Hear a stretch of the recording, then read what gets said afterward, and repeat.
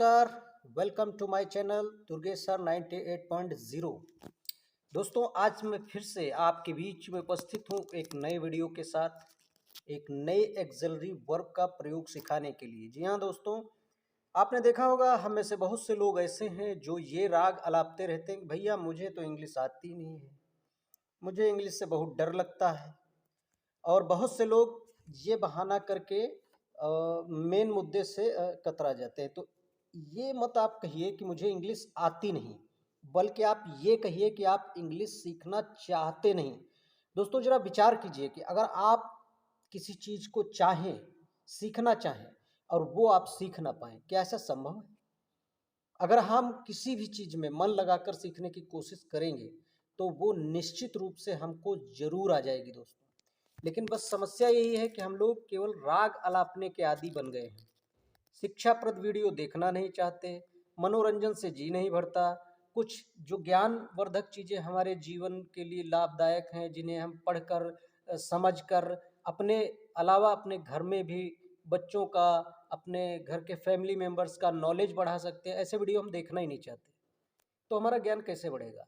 तो अगर आप चाहते हैं कि इंग्लिश आपकी इम्प्रूव हो, आप बेहतर इंग्लिश का नॉलेज गेन कर सकें, तो आपको हमारे वीडियोस को देखना है। कॉपी पेन ले लीजिए, सारे सेंटेंसेस को स्टेप बाय स्टेप लिख लीजिए और उनको ट्रांसलेशन करने का कोशिश कीजिए घर पर। तो चलिए, ज़्यादा लंबा वीडियो नहीं बोलना चाहता मैं, और आज के वीडियो में जो मैं सिखाने वाला हूँ वो है वुड का प्रयोग। फुल वीडियो देखिए और फुल कोर्स वुड का सीखिए। वुड कहाँ पर, कैसे, किन परिस्थितियों में यूज किया जाता है। तो चलिए आज का वीडियो स्टार्ट करते हैं और देखते हैं कि वुड का प्रयोग कैसे किया जाता है।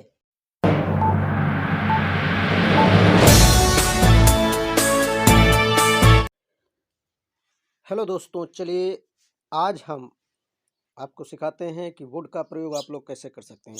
अभी तक हम आपको एक्सिलरी वर्ब्स में काफ़ी एक्सिलरी वर्ब्स का यूज बता चुके हैं और इसी सीरीज में आगे बढ़ते हुए आज हम सिखाने वाले हैं आपको कि आप किस तरह से वुड का प्रयोग कर सकते हैं। दोस्तों, हमारे दैनिक जीवन में बहुत सारे सेंटेंसेस ऐसे होते हैं जहाँ पर वुड का प्रयोग किया जाता है, लेकिन हम लोग वुड का प्रयोग न जानने के कारण उसका प्रयोग कर नहीं पाते। तो वुड का प्रयोग ज़्यादा विनम्रता, रिक्वेस्ट करने, संभावना और पूर्वधारणा व्यक्त करने के लिए किया जाता है।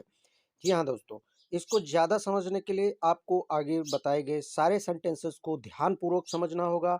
और जो मेरी सलाह है वो यही है कि आप एक कॉपी पेन ले लीजिए और बैठकर सारे वाक्यों को नोट डाउन कर लीजिए, ताकि आपको ज़्यादा अच्छे से समझ में आ सकें।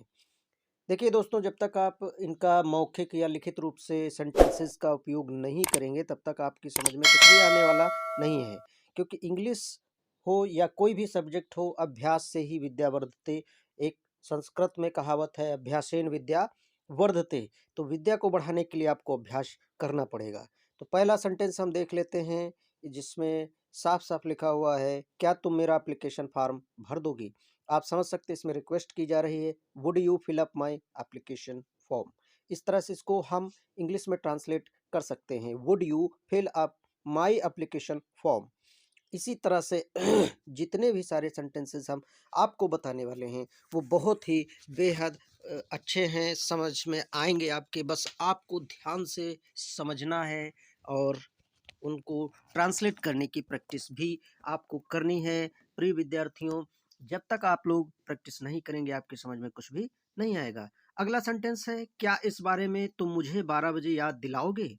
तो इसको जब हम लोग इंग्लिश में ट्रांसलेट करेंगे, would you remind me about this eight 12 o'clock। इस तरह से हम लोग इसका ट्रांसलेट कर सकते हैं।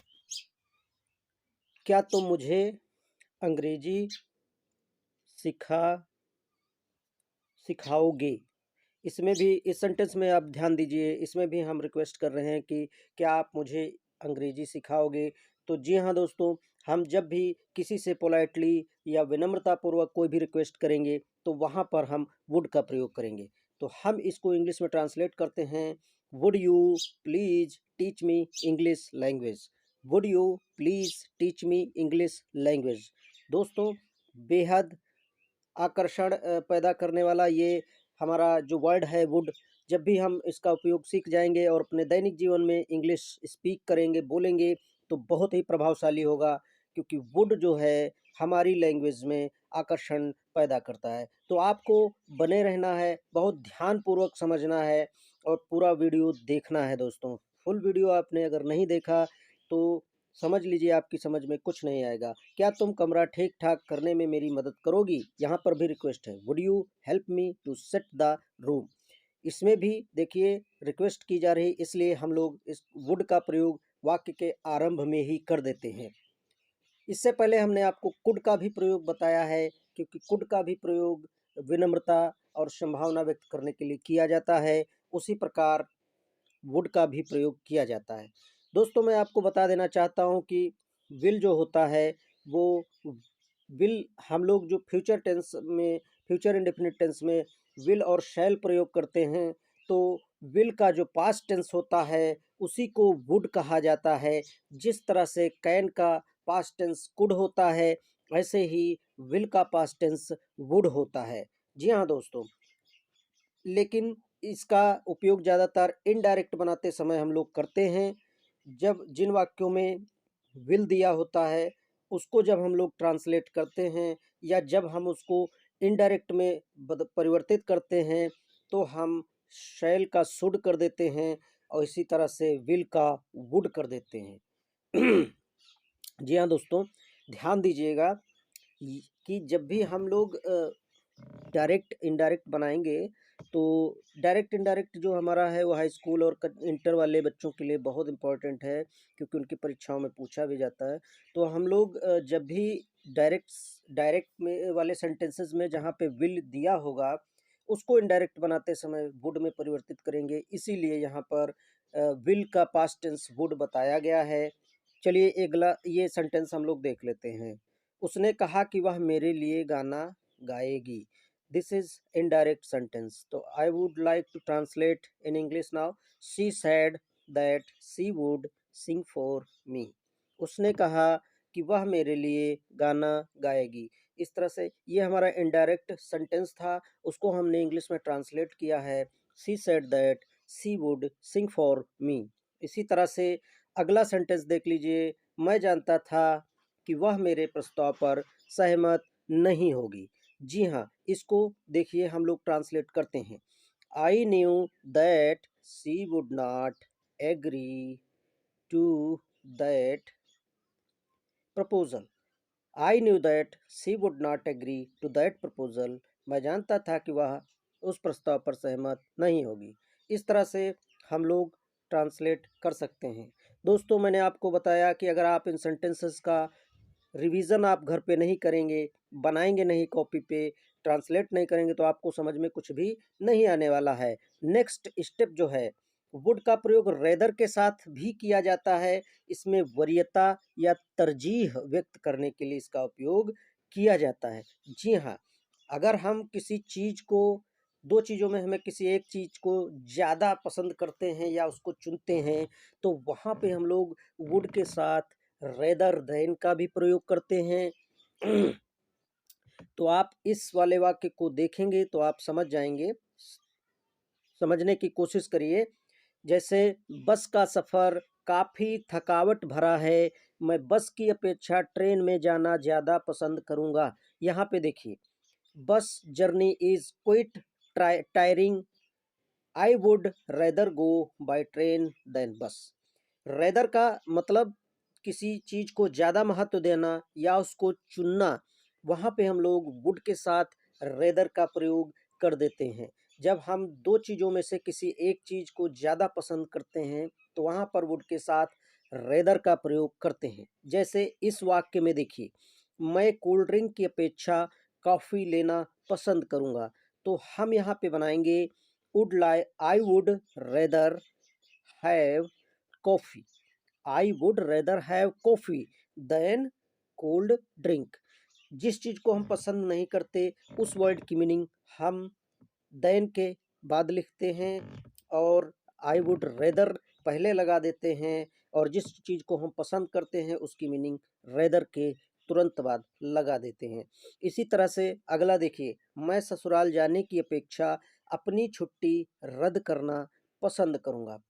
जी हाँ दोस्तों, यहाँ पर आप ध्यानपूर्वक समझिए। I would rather cancel my leave than go to in laws home. समझ लीजिए दोस्तों, ससुराल की मीनिंग इन लॉज होम होती है। I would rather cancel my leave than go to in laws home. इस तरह से हम लोग वुड रेदर का प्रयोग करते हैं। तो रेदर और वुड का प्रयोग भी आपको बहुत अच्छी तरीके से समझ में आ रहा होगा, ऐसी मैं कामना करता हूँ, उम्मीद करता हूँ। अगर आपको हमारा वीडियो पसंद नहीं आ रहा है या आपको कुछ समझ में नहीं आ रहा, तो आप प्लीज़ लाइक और कमेंट करके हमको ज़रूर बताएं। मैं अभी सोने की अपेक्षा कैरम खेलना पसंद करूंगा। देखिए, सोना और कैरम खेलना दो ऑप्शन है, इनमें से मैं एक चुन रहा हूँ। I would rather play carrom than sleep now. मैं अभी सोने से पहले कैरम खेलना पसंद करूंगा। अगला स्टेप, कंडीशनल वाक्यों में जब if class past in infinite में हो और मेन क्लास फ्यूचर एक्शन को दर्शाए, तब मेन भाग में वुड का प्रयोग होता है। ऐसे वाक्यों में इफ क्लास में प्रयुक्त समय या क्रिया वास्तविक भूतकाल को सूचित नहीं करते हैं दोस्तों। तो चलिए आगे हम आपको जो भी सेंटेंस समझाने वाले हैं वो बहुत ही इम्पोर्टेंट हैं।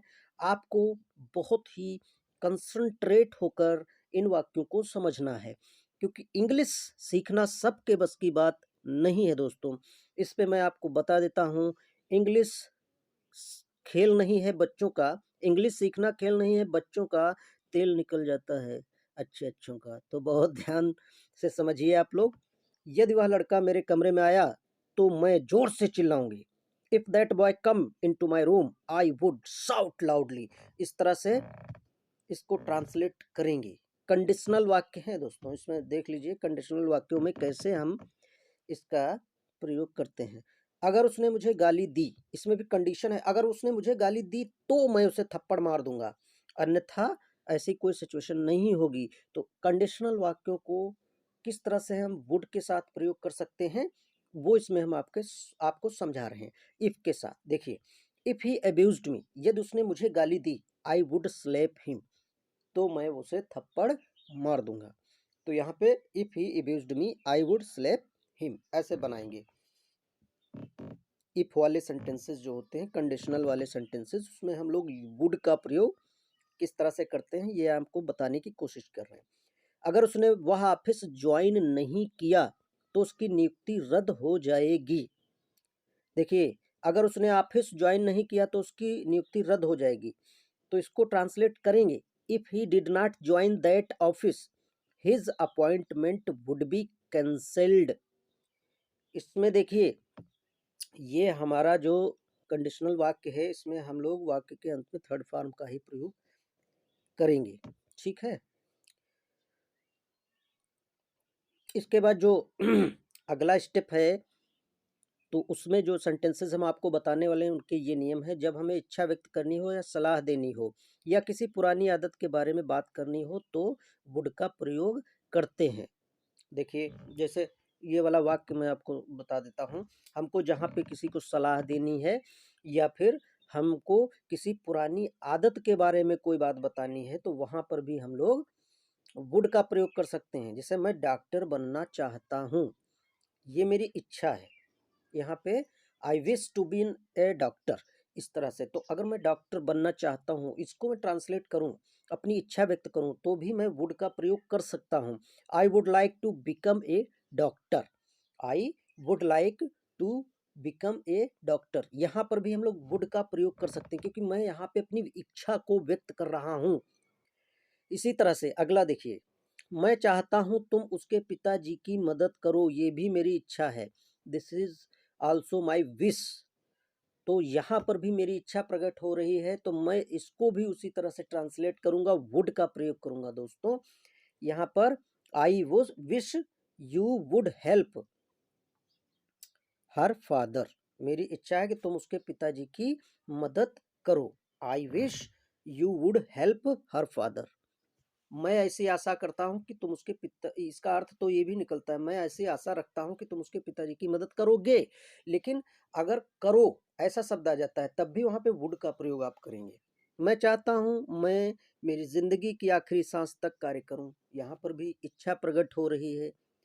मैं चाहता हूँ कि मैं अपनी आखिरी सांस तक कार्य करूँ।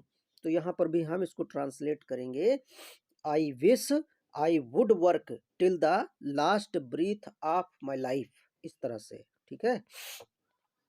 आई wish I would work till the last breath of my life, इस तरह से हम लोग ट्रांसलेट कर सकते हैं।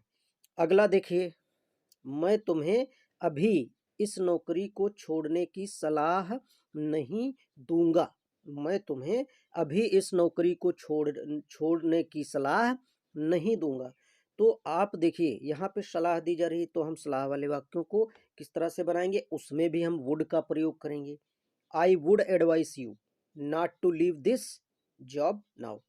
आई would advise you not to leave this job now. तो इस तरह से हम इसमें एडवाइस दे रहे हैं। जिन वाक्यों में हम किसी को सलाह देते हैं या एडवाइस करते हैं, तो वहां पर भी हम वुड का ही प्रयोग करते हैं। बहुत ही ध्यानपूर्वक समझ लीजिए दोस्तों। अगला सेंटेंस, मैं उसे अगले अच्छे अवसर तक इंतजार करने की सलाह दूंगा। यहाँ पर भी हम उसको एडवाइस करना चाहते हैं, सलाह देना चाहते हैं, तो हम यहाँ पर भी वही प्रयोग करेंगे। I would advise her to wait for next good opportunity. I would advise her to wait for next good opportunity. इस तरह से हम इसको भी ट्रांसलेट करेंगे। तो दोस्तों, बहुत ही 100% देकर मैं अपने तरफ से आपको कोशिश कर रहा हूँ कि सारे नियम, सारे सेंटेंसेस आपको बहुत बखूबी अच्छी तरीके से समझ में आए। अगर आपको समझ में आ रहा है तो बहुत अच्छी बात है। अगर समझ में नहीं आ रहा है दोस्तों, तो आपको बार बार प्रैक्टिस करनी होगी, बार बार आपको देखना होगा हमारा पूरा वीडियो, फुल वीडियो समझना होगा। सारे सेंटेंसेस को कॉपी पे लिख के स्टेप बाय स्टेप आपको ट्रांसलेट करने होंगे। जब तीव्र इच्छा हो या कल्पना प्रकट करनी हो तो वुड का प्रयोग करते हैं। जैसे हम अपनी बहुत तीव्र इच्छा दिखा रहे हैं तो वहां पर भी वुड का प्रयोग करेंगे। जैसे, यदि मैं प्रधानमंत्री होता तो मैं भी समाज के छोटे कुचले लोगों को वरीयता देता। If I were the prime minister I would also have given priority to down trodden people of the society. इस तरह से हम लोग ट्रांसलेट कर सकते हैं। जहाँ पे तीव्र इच्छा प्रकट करनी हो वहाँ पर हम लोग वुड का प्रयोग किस तरह से करते हैं, ये मैं आपको बताने की यहाँ पर कोशिश कर रहा हूँ। आप बहुत ध्यानपूर्वक समझिए, थोड़े से बड़े सेंटेंसेस हैं तो आपको समझने में भी थोड़ा सा टाइम लगेगा, प्रैक्टिस करनी पड़ेगी। एक ही बार देखने से आप अंग्रेज नहीं बन पाएंगे। तो ये मत समझिए कि एक बार देखा कुछ समझ में नहीं आया। अगर समझ में नहीं तो बार बार समझिए। ये तुमने कड़ी मेहनत की होती तो तुम प्रथम श्रेणी पा लेते। Had you worked hard you would have got first rank. इस तरह से इसका ट्रांसलेट करेंगे। तो ये जो हम वाक्य आपको बता रहे हैं, इसमें भी कंडीशन प्रकट हो रही है और तीव्र इच्छा भी प्रकट हो रही है। यदि मैं तुम्हारे स्थान पर होता तो मैंने एक भी क्षण गंवाए बगैर वह अवसर झपट लिया होता। देखिए, if I were you I would have grabbed that opportunity without wasting even a moment. एक क्षण गंवाए ही मैं उस अवसर को झपट लेता। तो इस तरह से आप वाक्यों को ट्रांसलेट कर सकते हैं। इसके बाद में देखिए, एक और तीव्र इच्छा प्रकट हो रही है। अगर मैं पंछी होता तो आसमान में उड़ता। अब इसको ट्रांसलेट करेंगे हम लोग। कैसे ट्रांसलेट करेंगे, यहाँ पर भी तीव्र इच्छा प्रकट हो रही है, यहाँ पर भी वुड का प्रयोग किया जाएगा। इफ आई वेयर, ये भी कंडीशनल सेंटेंस ही है। If I were a bird, यदि मैं एक पंछी होता, I would have flown in the sky. If I were a bird I would have flown in the sky. यदि मैं पंछी होता तो आकाश में उड़ता। इस तरह से हमने इसको ट्रांसलेट किया। अगला देखिए, अगर उन्होंने मुझसे कहा होता तो मैं उनके व्यवसाय में पूंजी लगा देता। अगर उन्होंने मुझसे कहा होता तो मैं उनके व्यवसाय में पूंजी लगा देता। यहाँ पर भी वुड का प्रयोग करेंगे इफ के साथ। ये भी कंडीशनल सेंटेंसेस हैं। If they had asked me I would have invested in their business. If they had asked me I would have invested in their business. इस तरह से हम इनको सेंटेंसेस को ट्रांसलेट कर सकते हैं। तो दोस्तों, उम्मीद करता हूँ कि आप सबको वीडियो पसंद आया होगा। तो आज के लिए इतना ही। नेक्स्ट वीडियो में मिलेंगे नेक्स्ट टॉपिक के साथ। तब तक बने रहिए हमारे यूट्यूब चैनल दुर्गेश सर 98.0 पर। आपको हमारा फुल वीडियो देखने के लिए बहुत बहुत धन्यवाद।